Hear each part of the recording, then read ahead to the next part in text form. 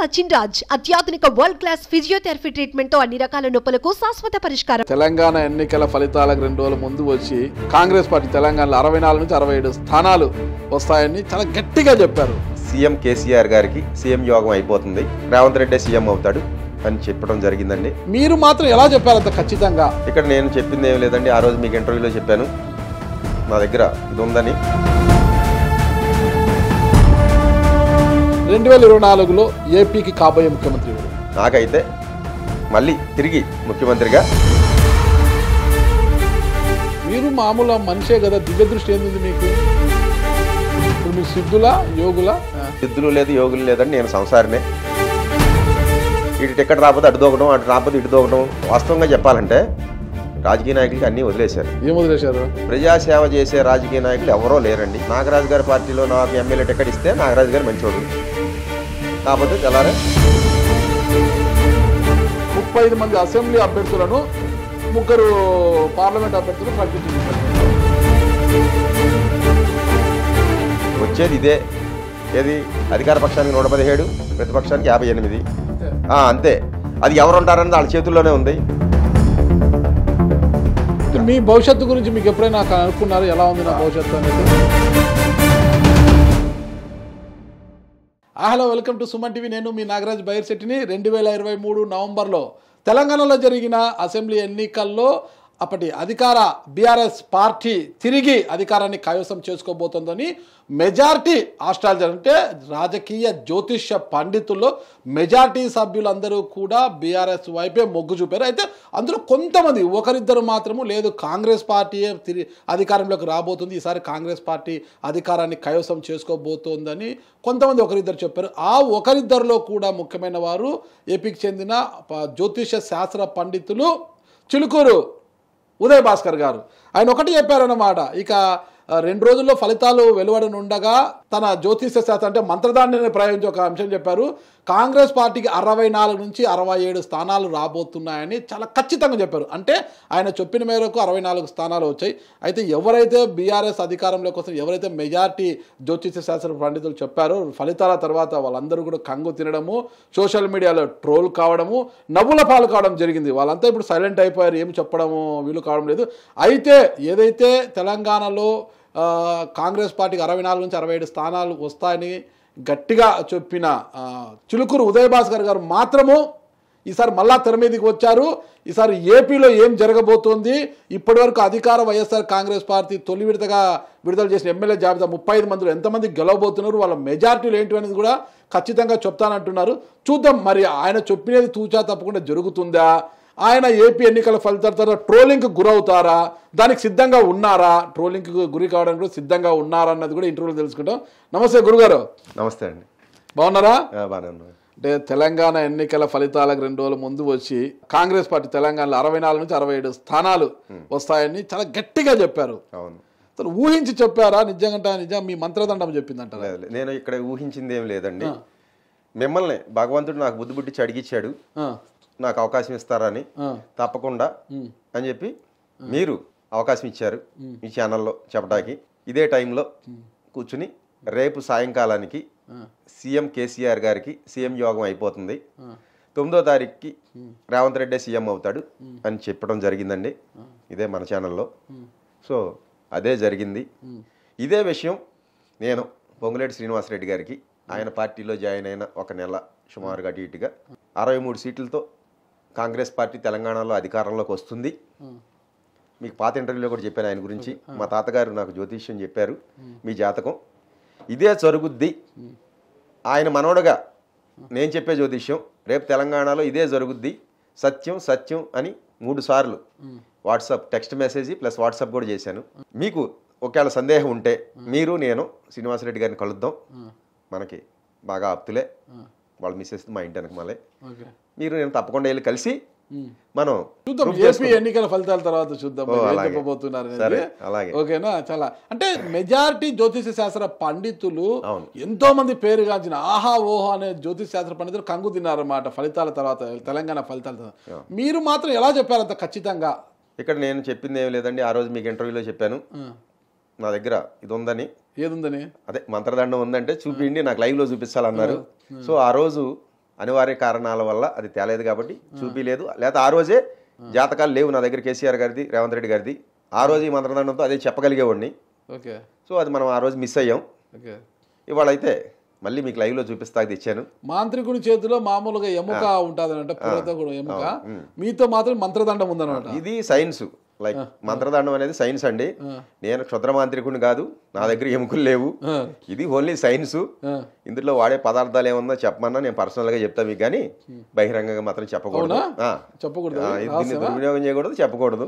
Okay అండి, సరే చూద్దాం. మీరు చెప్పేది త్వరలో ఏపీలో జరగనున్న ఎన్నికల్లో, మొత్తం సార్వత్రిక ఎన్నికల్లో ఫలితాలు ఎలా ఉండబోతున్నాయి అనేది మనం చూద్దాం. ఓవరాల్ గా చెప్పాలంటే 2024లో ఏపీకి కాబోయే ముఖ్యమంత్రి ఎవరు? ఓవరాల్గా అయితే నాకు కనపడే ఇదిలో, మీకు కనపడే ఇదిలో అంటే ఏది? ఇదిలో దివ్య దృష్టి అనుకోండి, లైక్ ఇంకో సైన్స్ అనుకోండి, ఆధ్యాత్మికం అనుకోండి, ఏదైనా అనుకోండి, మీరు దానికి ఎన్నైనా పేర్లు పెట్టుకోండి. నాకైతే మళ్ళీ తిరిగి ముఖ్యమంత్రిగా జగన్మోహన్ రెడ్డి గారే అవుతున్నారని కనపడుతుంది. మీరు మామూలు మనిషే కదా, దివ్య దృష్టి ఏంది మీకు? అంటే మనసును అంతర్ముఖం చేస్తే ఉందా మీకు? లేదు లేదు. ప్రతి వ్యక్తిలో కూడా మూలాధారం నుంచి స్వాధిష్టానం, మణిపూరకం, అనాహతం, విశుద్ధం, ఆజ్ఞ, సహస్రారం అని షట్చక్రాలు, పైన ఉంది 7వ చక్రం సహస్రారం అని చెప్పి ఉంది. ఈ కుండలిని జాగృతి అయితే, యాక్టివేట్ అయితే మానవుడికి సిద్ధులు వస్తాయి అని చెప్పి రాసి ఉందండి గ్రంథాల్లో. ఒక 20 ఏళ్ల క్రితం నేను సాధన చేస్తే నాకు కుండలిని యాక్టివేట్ అయ్యి సిద్ధులు కనపడుతుంటే మా తాతగారు చెప్పింది గుర్తొచ్చి, ఇలాంటి సిద్ధులు వస్తాయి నాన్న సాధన చేసేటప్పుడు, ఈ సిద్ధులు వచ్చాక అవి గోడ మీద కూర్చుని సాధకుండా పతనం చేద్దామని చెప్పి రెడీగా కూర్చుంటాయి. వాటి మాయలో పడితే సంకనాగిపోతారు. భారత భాగవత రామాయణాల్లో ఎంతోమంది ఋషులు కింద పడిపోయిన వాళ్ళు నేను చూపిస్తా. ఉదాహరణకి విశ్వామిత్రుడు బ్రహ్మర్షి అయ్యాడు కదా, ఏమైపోయాడు? మేనకం తగులుకుని సంకనాగిపోయాడు. అలాగా ముందు మాయని చేయించు, తర్వాత సిద్ధులు జోలికి వెళ్తురుగాని అన్నారు. సరే, ఆయన చెప్పింది నేను ఆయన ఎట్టగా డిసప్పాయింట్ చేస్తుంటాడని ఒకసారి తీవ్రమైన సాధనలో 20 ఏళ్ల క్రితం ఇదే హైదరాబాద్లో ఉన్నప్పుడు నేను తీవ్రమైన సాధన చేశాను. చేస్తే నాకు జాగృతి అయ్యి కనపడటం మొదలెట్టిని. సో కనపడటం మొదలెట్టాక నేను ఇది మంచి పద్ధతి కాదు, ఇది వచ్చిన కాడి నుంచి చుట్టూ మాఫియా గ్యాంగ్ తయారవుద్ది, మనని రాంగ్ ట్రాక్ పట్టిస్తారని మా తాతగారు చెప్పింది. ప్లస్ నేను రాజయోగంలో సంసారంలో ఉన్నాను కాబట్టి దీనికి ఇబ్బంది వస్తాయి అని చెప్పారండి ఆయన. నిలుపుకోవడం చాలా కష్టం నాన్న అని. సో దానివల్ల నేను మానేశాను. ఇది జరిగింది. సరే, కాలాంతరంలో 2009లో ఇప్పుడు మీరు సిద్ధులా యోగులా? సిద్ధులు లేదు, యోగులు లేదని నేను సంసారినే. నాకు భార్య ఉంది, ఒక పిల్లోడు ఉన్నాడు. నేను గృహస్థ ధర్మంలో ఉన్నా. మా తాతగారు చెప్పినట్టు వల్ల మీకు తెలంగాణ ఎలక్షన్లో ఎందుకు ఫెయిల్ అయ్యారు మీ ఆస్ట్రాలజర్స్ అన్నారు కదా మీరు, వీళ్ళందరూ కేవలం మాయలో ఉండే ఫెయిల్ అయ్యారండి. ఈ మాయ దాటితే మీకు చెప్తున్నానండి, ఈ మాయ దాటితాక ఏమాత్రం ప్రయత్నించినా, వీళ్ళు కమర్షియల్ కాకపోయినా, నాగరాజు గారు ఇలాంటి వచ్చిన వాళ్ళని మోసం చేయకపోయినా, నీతి నిజాయితీగా ధర్మంగా జీవిస్తే 100% వాళ్ళు సక్సెస్ అవుతారు. అందుట్లో నేను ఎంతో కొంత జీవిస్తున్నాను కాబట్టి నేను సక్సెస్ అయ్యాను అనుకుంటున్నానండి. ఒక్కసారికే సక్సెస్ ఎన్నికల్లో చూద్దాం అంటున్నారు కదా, పక్కా మళ్ళా ట్రోల్ అవుతారు. జగన్మోహన్ రెడ్డి గారు ముఖ్యమంత్రి అవుతారు అంటున్నారు. ఇప్పుడున్న పరిస్థితుల్లో చాలా సంక్లిష్టంగా ఉంది. అభ్యర్థులు అటు ఇటు మారుస్తున్నారు. గందరగోళంగా ఉంది ఆ పరిస్థితి. చాలా మంది పార్టీకి రాజీనామా చేసి తెలుగుదేశంలోకి, జనసేనలోకి వెళ్ళిపోతున్నారు. అవునండి. ఇప్పుడు ఇక్కడ టికెట్ రాలేదు, నాగరాజు గారు వేరే పార్టీలోకి వెళ్తారు. నాకు టికెట్ ఇవ్వలేదు చంద్రబాబు గారు, నేను వైసీపీలోకి వెళ్తాను. నిన్న మొన్న కేసీఆర్ నాని గారు చేసింది ఏంటి అదే కదండి. అలాగే కేసీఆర్ నాని అటువైపు వెళ్తే సింగిల్ సంజీవ్ కుమార్ ఇటువైపు వచ్చాడు. వస్తుంటారండి ఈ కప్పెటి తక్కిలు అన్నట్టు. ఏదో ఇటు టికెట్ రాకపోతే అటు దూకడం, అటు రాకపోతే ఇటు దూకడం. ఇంకేళ్ళకి మీకు వాస్తవంగా చెప్పాలంటే రాజకీయ నాయకులకి అన్నీ వదిలేశారు. ఏం వదిలేశారు? ఇది చెప్పకూడదండి, చెప్పండి మినోడ్తో. అది ఎందుకంటే ఇవాళ కేవలం అధికారమే లక్ష్యం, నాకు పదవే లక్ష్యం తప్ప ప్రజాసేవ చేసే రాజకీయ నాయకులు ఎవరో లేరండి. ఇది పైకి మాటలు చెప్తుమే తప్ప ఎంతవరకు కూడా నాగరాజు గారి పార్టీలో నాకు ఎమ్మెల్యే టికెట్ ఇస్తే నాగరాజు గారు మంచోడు, కాకపోతే తెల్లారే ఇవాళ మీరు నిరాకరించారు, మీరు చెడ్డోడే, నేను వేరే ఇంకొక పార్టీలోకి వెళ్ళిపోతాను. ఇదే జరుగుతుందండి. జగన్మోహన్ రెడ్డి గారు ప్రజాసేవ చేస్తున్నారా? ఆయన ప్రజాసేవ చేస్తున్నారా అనేది రేపొద్దున ఎలక్షన్ రిజల్ట్ని బట్టి మీకు ఆయన ఏదో నవరత్నాల పథకాలు పెట్టాడండి. రేపు ఎలక్షన్ రిజల్ట్లో ఆయన గెలిస్తే ఆ పథకాలు పెట్టినట్టు సేవ చేసినట్టు. అదే ఆయన ఓడిపోయాడు అనుకోండి, ఆయన పథకాలు సేవ చేసినట్టు కాదు ప్రజలకి. మీ జ్యోతిష శాస్త్రం ఏమైపోవాలి అప్పుడు? ఏమండి, మీ జ్యోతిష శాస్త్రం ఏమైపోవాలి? మేము దర్శించి చెప్పేది అదే కదా, సేవ చేశాడా లేదా అనేది మేము వెళ్ళి విలేజెస్లో జిల్లాల్లో సర్వే చేయక్కర లేకుండా కేవలం ఈ స్టూడియోలో కూర్చునో లేకపోతే ఒక ఇంటి దగ్గర కూర్చుని మనోనేత్రాన్ని తెరిచి దర్శించగలిగి గాలి ఎటు తోలుతుంది, ఎవరికి ఎంత పర్సెంటేజ్ ఆఫ్ ఓట్ల షేర్ వచ్చి ఎవరు ఎంతమంది గెలవరని చెప్పేదే ఇదండి. ఇక్కడ మీకు ఒక్క నిమిషం అండి, ఇక్కడ చెప్పే నాలో దోషం ఉండొచ్చు తప్ప భగవంతుడిలో చైతన్యంలో దోషం లేదు. మీకు ఉదాహరణ చెప్తున్నా, ఇక్కడ నేను చెప్పేది జరగలేదు అంటే నాకేదన్నా మాయపర అజ్ఞానం వచ్చి అడ్డపడి అటు దిట్టుగా ఇటు దట్టుగా కనపడి చెప్తే నేను దోషం నాది. ఇప్పుడు నేను మీకు పాత ఇంటర్వ్యూలో చెప్పానండి, 117 సీట్లతో జగన్మోహన్ రెడ్డి గారు సీఎం అవుతున్నారు, అది పొత్తులో వస్తే, పొత్తు లేకపోతే 132 అని చెప్పాను. ఇది చెప్పింది నేను కాదు, భగవంతుడని పైన విశ్వంలో ఉన్న శక్తి అని నేను ప్రగాఢ విశ్వాసిస్తున్నా. ఈ చెప్పే నాలో మాయ ఉంటే ఇదే 117 చంద్రబాబు అవుతారు, జగన్మోహన్ రెడ్డి గారు 58 అవుతారు. ఇక్కడ మీకు ఫిగర్ చెప్తున్నానండి, ఏది ఒక సీట్ అటు ఇటు అవ్వచ్చు. ఇక్కడ నేను జ్ఞానం లేకుండా మాయలో ఉండి చెప్తే అటు తిట్టి ఇటు దడ్డు అవుతుంది తప్ప ఫిగర్ మారదండి. అది మీకు చెప్తున్నా కదా, వచ్చేది ఇదే. ఏది అధికార పక్షానికి 117, ప్రతిపక్షానికి 58. అంతే. అది ఎవరు ఉంటారన్నది వాళ్ళ చేతుల్లోనే ఉంది. దీన్ని బట్టి వాళ్ళు స్టెప్లు వేస్తారు. కాతే ఇక్కడ నేను ఏదైనా స్వార్థం, నాకు ఇంకేదన్నా మాయని జయించలేకుండా ఉండి నేను గన దర్శించగలిగితే నాకు చెప్పే తప్పు అవుద్ది తప్ప తప్పు నాలోనే ఉంది, జ్యోతిష్యంలో లేదు, భగవంతుడిలో లేదండి. అర్థమైందండి? జరిగేది అది. ఇప్పుడు రేపు జరిగింది అనుకోండి, నేను మాయను దాటి చూసి చెప్పినట్టు. ఒకవేళ నేను జరగకపోయిందంటే రిజల్ట్ అయితే అదే వస్తుంది, నేను మాయను దాటలేదు. ఇంకా మీ భవిష్యత్తు గురించి మీకు ఎప్పుడైనా కనుక్కున్నారు? ఎలా ఉంది భవిష్యత్తు అనేది? లాటరీ ఏమైనా తగులుతుందా లేదా నాకు అనేసి కనుక్కున్నానండి. లాటరీ తగులుద్ది నాకు. ఈ మే నెలలో నాకు లాటరీయే తగులుద్ది. ఆ లాటరీ ఎంత తగులుద్ది అనేది కూడా నేను మీకు పర్సనల్గా చెప్తా, ఇక్కడ జనం చెప్పకూడదు. లాటరీ తగులుద్ది, ఇది కన్ఫర్మ్ 100%. మీరు మంచి క్వశ్చన్ వేశారు, లాటరీ ఎంత తగులుద్దని. నా లాటరీలో మీకు షేర్ ఇస్తా. నాకు వద్దండి, మీరు బాగుంటే చాలు. అదే ఇక్కడ భగవంతుడు బలికిచ్చాడు. ఇప్పుడు ఈ క్వశ్చన్ ఏమి ఇచ్చింది భగవంతుడు, మీకు లాటరీ తగులుద్ది అన్నారు కదా, నాకు లాటరీ తగిలితే మీకు షేర్ ఇస్తా. తగిలితే మీ మనోనేత్రం చెప్పడం లేదా? చెప్తుందండి. ఇక్కడ మీకు పలికిచ్చేది కూడా, మీకు షేర్ ఇమ్మని చెప్పేది కూడా ఆయనే. ఒకసారి గోవాకు వెళ్ళండి, కసినోలో మంచి డబ్బులు సంపాదించాడు. అయ్యి అడిగారండు నాగరాజు గారు, ఆస్ట్రేలియా నుంచి ఫోన్ చేసి, ఇప్పుడు గురువు గారు క్యాసినోలో ఉన్నా ఏం వస్తుంది చెప్పండి, దాని మీద వేస్తా అన్నాడు ఒకడు. చెప్పా, రే గురువు గారు పక్క నెంబర్ ఆగిందండి, 25 మీరు చెప్పారు కదా, పక్క నెంబర్ ఆగిందండి అనేవాడు. అలా 3 సార్లు జరిగింది. ఓహో అలాగా, సరే నాన్న మంచిదే, సంతోషం, ఇంకెప్పుడు ఫోన్ చేయమాకు నాకన్నా. ఇక్కడ ఎందుకంటే వాడు నిజం చెప్పడు కదా, అక్కడ ఉన్నోడు నిజం చెప్తాడా? ఎందుకంటే చెప్తే మళ్ళీ మనకి గురువు గారికి దక్షిణ ఇచ్చుకోవాలి కదా. ఎంతోమంది అబద్ధాలండి, మన శక్తిని అలా దుర్వినియోగం చేయకూడదు. ఏది క్యాసినోలకి, క్రికెట్ బెట్టింగ్లకి. ఎంతమంది క్రికెట్ బెట్టింగ్లు కూడా అడిగారు నన్ను, ఏది గెలుస్తుంది చెప్పమని. మనం మా సిద్ధాంతాలు చెప్పినట్టు చెప్తే నేను ఫెయిల్ అయ్యేవాడిని. మనకి ఎందుకని 2009లోనే. ఓకే సరే, ఓకే. ఎటు తిరిగి ఏ పరిస్థితులు ఎలా ఉన్నా అధికార వైఎస్ఆర్ కాంగ్రెస్ 117 స్థానాలతో ముఖ్యమంత్రిగా మళ్ళా జగన్మోహన్ రెడ్డి మళ్ళా బాధ్యతలు చేపట్టబోతున్నారు. ఇకపోతే ఇప్పుడున్న పరిస్థితుల్లో జగన్మోహన్ రెడ్డి గారు ఇటు క్యాండిడేట్ అటు, అటు క్యాండిడేట్ ఇటు మార్చారు, ఎమ్మెల్యేలను అటు, మంత్రులను టికెట్లు పీకేశారు, కొంతమంది మంత్రులను పీక్ అవతల పడేశారు, కొంతమంది మంత్రులను తీసి మా ఎంపీలుగా పంపించారు, కొంతమంది ఎమ్మెల్యేలు ఇటు, కొంతమంది టికెట్లు లేవన్నారు, అటు ఇటు చేశారు కదా. అంటే తొలి జాబితాలో తీసుకుంటే మనకి ఇప్పటి వరకు అఫీషియల్ గా 3 ఎంపీ అభ్యర్థులను ప్రకటించారు. అధికార వైఎస్ఆర్ కాంగ్రెస్, టీడీపీ, జనసేన, ఇంకా పొత్తులు అభ్యర్థులు ఏంటి అనేది ఇంకా చర్చలో ఉన్నారు. బీజేపీ కూడా వాళ్ళతో కలిసి వస్తుందా లేదా పక్కన పెడితే, అధికార వైఎస్ఆర్ కాంగ్రెస్ దీంట్లో ముందడుగులో ఉంది. 35 మంది అసెంబ్లీ అభ్యర్థులను, 3 పార్లమెంట్ అభ్యర్థులను ప్రకటించింది ఇప్పటికీ. ఒకసారి మనం వీటి గురించి చర్చిద్దాం, వీళ్ళలో ఎవరికి బలాబలాలు చూద్దాం. అనంతపురం నియోజకవర్గానికి సంబంధించి అనంతపురం పార్లమెంటుకు మాలగుండ శంకర్ నారాయణ వైఎస్ఆర్ కాంగ్రెస్ పార్టీ అభ్యర్థి. ఇతని పరిస్థితి ఏంటి? ఎంత మెజార్టీ రావచ్చు ఇతనికి? ఓడతాడా గెలుస్తాడా? శంకర్ నారాయణ మెజార్టీ అనేది మనం తర్వాత చెప్పుకుందామండి. గెలుపు అయితే సత్యం. శంకర్ నారాయణ అసలు హిందూపురం సంబంధం అయినా, హిందూపురం పార్లమెంటు అనంతపురంకి వచ్చాడు ఆయన, ఎలా సాధ్యమవుతుంది అతనికి? ఇక్కడ సాధ్య అసాధ్యాలన్నీ కూడా పైవాడు లిఖించి ఉన్నాడండి. ఇక్కడ స్టెప్ వేయించాడంటే జగన్మోహన్ రెడ్డితో పైవాడు ఆడిచ్చేదే. ఇక్కడ జగన్మోహన్ రెడ్డి సినిమా ఆడేదేం లేదండి. జగన్మోహన్ రెడ్డి ఆడినా, చంద్రబాబు నాయుడు అయినా పైన రాసిన స్క్రిప్ట్ ప్రకారం ఆడతారు. అర్థమైందండి? ఈయన గెలుపు అవకాశాలు ఉన్నాయి. మెజార్టీ అనేది మళ్ళీ ఇంటర్వ్యూలో చేసుకుందాం. ఏది గెలుపు అవకాశాలు పక్కా. ఓడితే ఓడర్ అని చెప్తున్నాం కదండి. మీ జ్యోతిష్ శాస్త్రాన్ని మానేసి ఇంట్లో కూర్చుంటారా?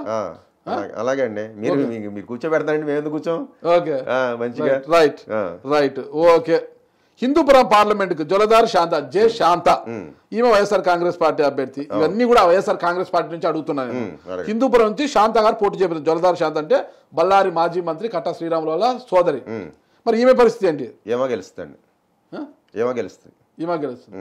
ఓకే. అరకు భాగ్యలక్ష్మి ఇప్పుడున్న ఎమ్మెల్యే, పాడేరు ఎమ్మెల్యే భాగ్యలక్ష్మి గారిని అరకు పంపిస్తున్నారు. ఆమె పరిస్థితి ఏంటి? ఎంపీగా పంపించారు. అది ఎస్సీ కాన్స్టిట్యుయెన్సీ అనుకుంటా కదా, ఎస్టీ అరకు. ఆమె కూడా అతి క్లిష్టమైనా సరే గెలుపు అయితే అది ఎస్సీనా ఎస్టీనా అని తెలుసు మీకు, గెలుస్తుందని చెప్తారు మీరు. అదేలేండి, అరకు ఎస్టీలండి. సరే, మిగతా అన్ని ఎస్సీలు ఉన్నాయి కొన్ని, ఏది కాన్స్టిట్యున్సీలు.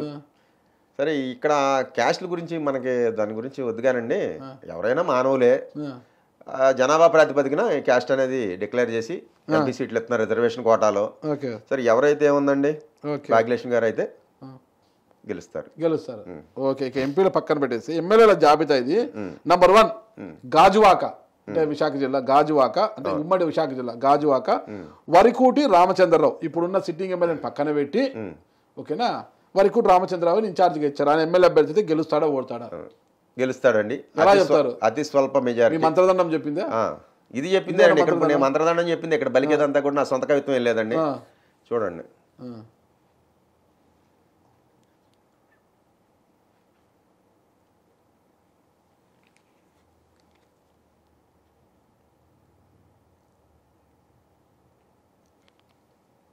అంతేనండి. 2000 లోపు, 1000 పైన 2000 లోపు గెలుస్తాడు రాజాకులో. ఏంటండి ఇంత షాక్ ఇచ్చారు మీరు?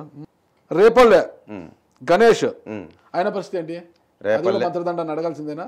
అడగట్లేదని చెప్పేయచ్చు. అన్ని అడిగేసాను. ఇవన్నీ మీ ముందు కూర్చున్నప్పుడు అన్ని అడిగేసి ఇక్కడ కూర్చున్నా. ఓకే, మీరు లైవ్ లో అడిగండి, టపటపా అని చెప్పేస్తా.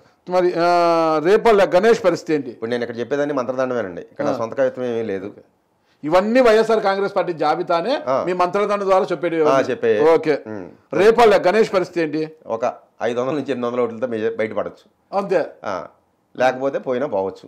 అదే ఇక్కడ మీకు ఫైనల్ సాయిప్రసాద్ ఉన్నాడండి అక్కడ. అనగాని సాయిప్రసాద్ రెడ్డి అనుకుంటా అక్కడ టీడీపీ బలమైన నాయకుడు. సరేలేండి, ఏ బలమైనా సరే. నేను చెప్పేది అయితే చెప్తున్నాను.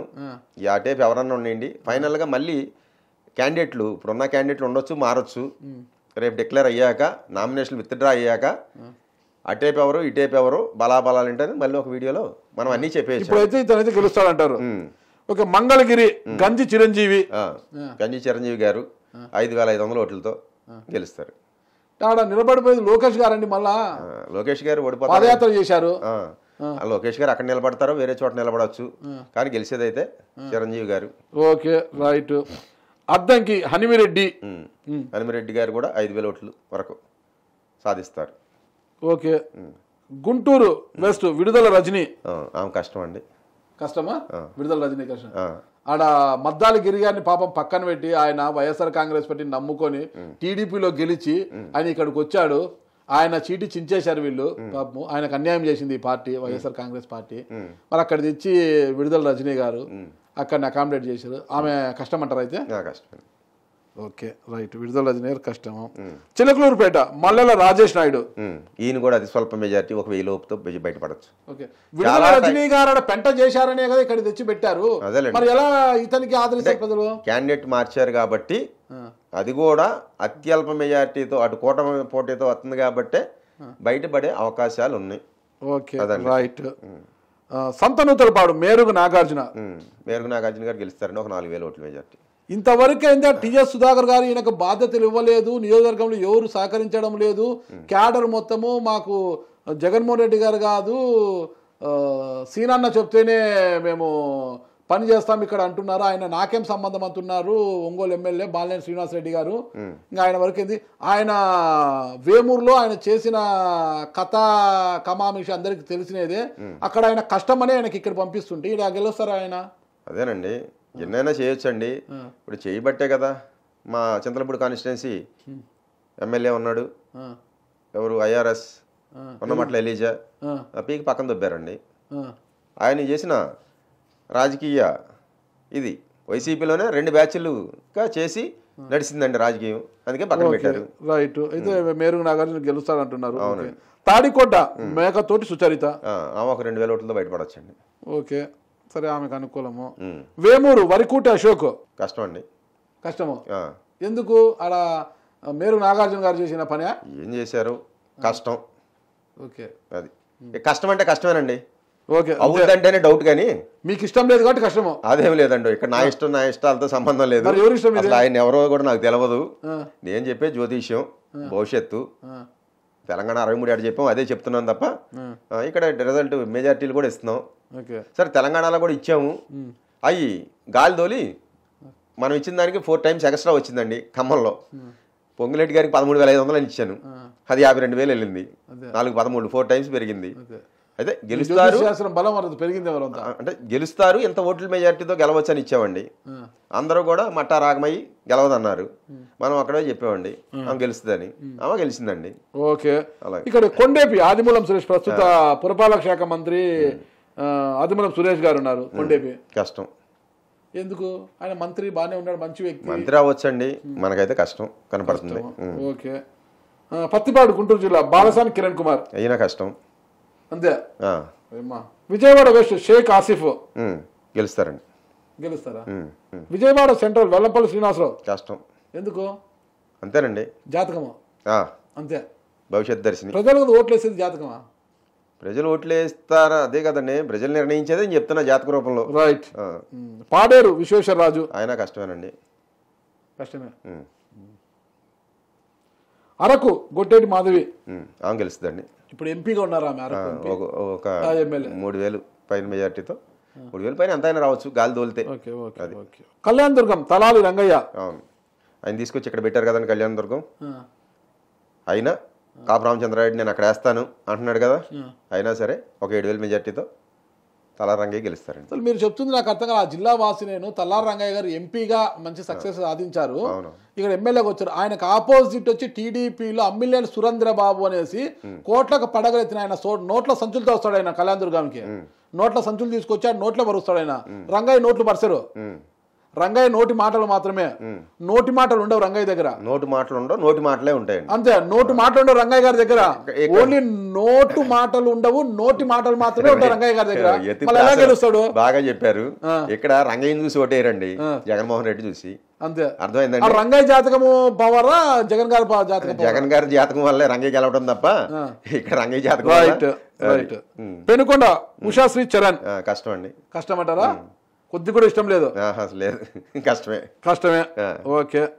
చంద్రగిరి చెవిరెడ్డి మోహిత్ రెడ్డి మంచి మెజార్టీ, 10,000 పైన, 12,000 దాకా. వాళ్ళ ఆయన ఎప్పుడు 20,000 30,000 తెచ్చుకుంటాడు. సరే, ఈయన కొద్ది తగ్గిన పార్టీలు పొత్తులో వచ్చినాయి కాబట్టి 12,000తో కన్ఫర్మ్ గా గెలుస్తాడండి. మచిలీపట్నం యువ కెరాటం, యువ కిషోరం, పేరుని కృష్ణమూర్తి అలియాస్ పేరుని కిట్టు 3,000 మెజార్టీతో తప్పకుండా గెలుస్తాడు. ఓకే, వాళ్ళ నాన్న ఆదరణ పనికి వస్తుంది అబ్బాయికి. ఏదైనా ఆయన ఆదరణ, జగన్ గారి ఆదరణ, ఏ ఆదరణ అయినా దీంట్లో గెలిపే అవకాశాలు ఉన్నాయండి. గుంటూరు ఈస్ట్ నూరి ఫాతిమా ఏమో మంచి మెజార్టీతో గెలుస్తుంది. ఓకే, షేక్ ముస్తఫా గారి గారాల పట్టిమే ముస్తఫా గారి యొక్క 9,000 పైన. ఓకే, ఎంతైనా రావచ్చు. ఓకే. తిరుపతి భూమన అభినయ్ రెడ్డి ఈయనకో 10,000 వద్దండి. ఓకే, వాళ్ళ నాన్న మన అతి కష్టం మీద 1,000-2,000 ఓటుతో బయటపడ్డాడు. వాళ్ళ నాన్న అదేమోనండి, ఇప్పుడు ఈయనకైతే గెలిపే. రైట్. ఎమ్మిగనూరు వెంకటేష్ ఆయన ఎడ్జిలో బయటపడతాడండి. అంతే, అది కూడా చెన్నకేశ్వరరెడ్డి గారి మద్దతు ఉంది కాబట్టి. రైట్. ఎర్రగొండపాలెం చంద్రశేఖర్ ఆయన ఒక 3-4 వేలు, అంతమించి అయితే రాదు. Okay, right. కదిరి మక్బుల్ బాషా ఈయన 17,000 నుంచి 20,000 దాకా రావచ్చు. అసలు ఆయన ఇంతవరకు వైఎస్ఆర్ కాంగ్రెస్ జెండా పట్టలేదు, జెండా కట్టలేదు. ఆయన ఎవరికి తెలియదు, కదిరిలో ఎప్పుడు లేడు. బెంగళూరులో రియల్ ఎస్టేట్ వ్యాపారాలు చేసుకుంటే ఆయన కదిరికి వస్తే ఆయన గెలిపిస్తారు ప్రజలు. నేను ఒకటి చెప్తున్నా అండి, ఎలీజా ఎవరో మాకు తెలియదు. చింతలపూడి వచ్చాడు, 35,000 మెజార్టీతో గెలిచాడు.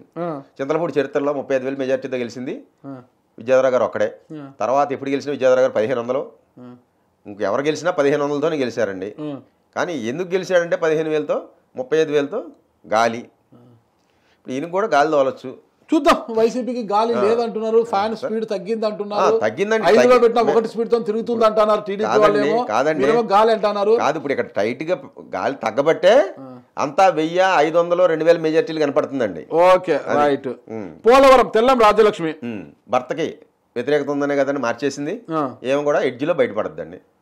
ఓకే. రాజమండ్రి రూరల్ చెల్లిపోయిన వేణుగోపాల్ కష్టం. ప్రస్తుతం మంత్రి అండి. మంత్రి అయితే ఏముందండి అంతే అంటారా? ఓకే.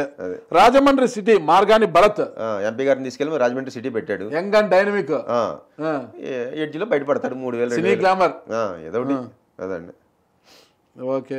ప్రత్తిపాడు అదే కాకినాడ దగ్గర వరుపుల సుబ్బారావు కష్టమే. ఓం నమః శివాయ. ఓం నమః శివాయ. అంతే. ఓకే. జగ్గంపేట తోట నరసింహం 2000 పైన. ఓకే. అదండి. పిఠాపురం వంగా గీత ఆమె అంతేనండి 2000. అతి కష్టం ఆమె కూడా. పి గన్నవరం వేణుగోపాల్ ఈయన 9-10,000 దాకా లాగుతాడు. రామచంద్రాపురం పిల్లి సూర్యప్రకాష్ ఈయన అలాగే 2000, 3000, 4000 దాకా మ్యాక్సిమం. ఓకే. పాయకరావుపేట కంబాల జోకులు ఈయన మంచి మెజార్టీ వద్దండి 20,000 దాకా. ఆయన ఎక్కడో నాకు తెలిసి శ్రీకాకుళం జిల్లా అనుకుంటా. ఆయన అది శ్రీకాకుళంలో విజయనగరం జిల్లాలో ఆయన తెచ్చి ఇటుకి వేస్తున్నారు. ఎక్కడైతే ఏంటండి పాయకరావుపేట ఇప్పుడు మీరు అడిగిన అన్నిటిలోకి మెజార్టీ వచ్చేది అదే. గొల్లబాబురావు గారు చాలా అభివృద్ధి చేశారంటాడు, పొగుడుతున్నారు జనాలంతా. ఏదైనా చేయండి. ఇక్కడ మీరు ఇప్పుడు అడిగిన 35 నియోజకవర్గాల్లో అత్యధిక మెజార్టీ వచ్చేది పాయకరావుపేట. ఓకే. అది ఏమో చూద్దాం. మీ జ్యోతిష్ శాస్త్రం మీరు ట్రోల్ కావాలని ఉన్నారు కానీ తప్పే ఉంది. అనకాపల్లి భరత్ కుమార్ అనకాపల్లి 3000, 3500 అంతే. ఇంకా లాస్ట్ అండి రాజేష్ ఆయన 16,000 దాకా లాగొచ్చండి. ఇవన్నీ ఆ మంత్రదండమే చెప్పిందా? అంతా అది చెప్పిందేనండి. ఇక్కడ నేను సొంతంగా చెప్తున్నాను, నేను మీకు చెప్పట్లేదు ఏమండి. ఇక్కడ తప్పు ఏదైనా ఉంటే నాలో ఉంది కానీ విశ్వంలో ఉన్న కాస్మిక్ ఎనర్జీలో లేదు. అది తప్పు ఏదన్నా ఉందంటే నాలోనే ఉంది. ఇప్పుడు రేపొద్దు నేను చెప్పింది జరగకపోయినా తప్పు నాదే కానీ భగవంతుడిది కాదు. అంతేనంటారా? అంతే. ఓకే. మీరు చెప్పిన లెక్కల ప్రకారం తీసుకుంటే తొలి జాబితా 35 మంది ఎమ్మెల్యేలకు గాను 26 మంది అధికార వైఎస్ఆర్ కాంగ్రెస్ అభ్యర్థులు గెలుస్తారని చెబుతుండగా 9 మంది మాత్రమే టీడీపీ జనసేన కూటమి గెలుస్తారని చెప్తున్నారు. అవునండి, కన్ఫర్మ్ ఓడిపోతారు. ఇందుట్లో కూడా ఇప్పుడు నేను చెప్పిన 500, 1000, 2000 ఉన్నాయి చూసారండి. వీళ్ళు కష్టపడకపోతే ఇప్పుడు మనం చెప్తామని వీళ్ళు కూడా ఒక 8 మంది మాక జాతకం బాగుంటే కష్టపడకపోయినా గెలుస్తారని చెప్తున్నారు మీరు. కష్టపడకపోతే ఎందుకు గెలుస్తారండి? లేదండి, జాతకం చెప్తున్నాము, కష్టపడితేనే పని అవుద్ది తప్ప ఎవరు జాతకాన్ని వాళ్ళే రాసుకుంటారు. కృష్ణరాజు గారు చెప్పారు కదండి, ఎవరు ప్రభాస్ సినిమాలో రాధేశ్యామ్, ఏం బంగారు 99% మనం చెప్పింది కాదు జరిగేది, ఎవరి జాతకాన్ని ఆడే రాసుకుంటున్నాడు, ఉన్న 100లో 99 లెక్కలు ఎందుకు వారి జాతకం రాసుకుంటే మీరెందుకు జాతకాలు చెప్పడం? ప్రభాసు నేను చెప్పాను, ఇప్పుడు వరకు నేను చెప్పింది ఎక్కడా తప్పలేదు, 100కి 99% నేను చెప్పింది జరిగింది అన్నాడు కాబట్టి ఆయన చెప్పాడండి. 100కి 99% వాళ్ళ జాతకాన్ని వాళ్లే రాసుకుంటున్నారని. ఇది నేను అనుభవంలో కూడా మీకు చెప్పేది ఏంటంటేనండి, నేను చెప్పింది జరిగిద్ది, జరిగినా సరే వాళ్ళ జాతకాన్ని వాళ్లే రాసుకుంటున్నారు. ఇప్పుడు ఉదాహరణకి ఒక వ్యక్తికి నువ్వు పోటీ చేయొద్దు, నువ్వు ఓడిపోతావని చెప్పానండి, కానీ నేను ఎన్నో నువ్వు చెప్పేది ఏంటి నేను వినేదేంటి అని వెళ్ళాడు, ఓడిపోయాడు. ఇక్కడ నేను ముందు చెప్పిన ఉపయోగం ఏముందండి? వాడి జాతకాన్ని వాడే రాసుకున్నాడు కదా, అంతేనండి జరిగేది. ఇప్పుడు ఈ ఈ 500, 1000 మెజార్టీలు 2000లో ఉన్నోళ్ళు ఒక 7-8 మంది కష్టపడకపోతే సినిమా ఇటు బైకి సినిమా హిట్ రివర్స్ అయ్యి ఒక 17-18 35లో 17-18 వైసీపీకి వస్తాయి, 17-18 కూటమికి వస్తాయి. ఓవరాల్గా అయితే వైసీపీ అధికారంలోకి వస్తుంది, జగన్మోహన్ రెడ్డి గారు సీఎం అవుతారు. ఒక లాస్ట్ పాయింట్ అండి, టీటీడీఓ ధర్మారెడ్డి గారు ఆయన రాజకీయ అరంగేట్రం చేయాలని చాలా ప్రయత్నాలు చేస్తున్నారంట. ఎంపీగా బరిలోకి దిగాలి, నంద్యాల ఎంపీగా బరిలోకి దిగాలి, అప్పుడు కాదు ఇప్పుడు అనేసి. మరి ఆయనకు టికెట్ వచ్చే అవకాశం ఉందంటారా? ఆయన జాతకం ఉందా మీ దగ్గర? జాతకం ఉంది, నేను చూసానండి, కానీ టికెట్ తెచ్చుకుంటే గెలుస్తారు.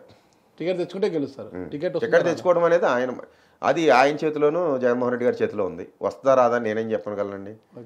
తెచ్చుకుంటే మాత్రం గెలుస్తారు నంద్యాల ఎంపీగా. ఆయన పబ్లిక్ లోనే లేరు కదా, ఆయన ఉన్న వ్యక్తి ఇప్పుడు వచ్చి పబ్లిక్ లేకపోయినా ఎక్కడున్నా సరే టికెట్ తెచ్చుకుంటే గెలుస్తారండి. అది పోయిన నంద్యాల పోయిన ఎలక్షన్లో 3 లక్షల పైన ఎంపీ మెజార్టీ వచ్చింది. సరే ఎంత వ్యతిరేకత గవర్నమెంట్ ఉన్నా సరే టికెట్ తెచ్చుకుంటే మాత్రం కన్ఫర్మ్ గెలుపు ఎంపీగా. సరే, ఓవరాల్గా ఇవన్నీ జరగకపోతే 2024 ఎన్నికలు ఇవి జరగకపోతే మరి ఏం చేస్తారు మీరు? ఏది మీరు ఏం చేయమంటే అది చేద్దాం. ఇంకా చాలా ఉన్నాయండి. సభకు నమస్కారం అని వెళ్ళిపోతారా? జ్యోతిష శాస్త్రాన్ని మీ మంత్రదండాన్ని పక్కన పెట్టి అలాగే అంతేనా? తప్పకుండా.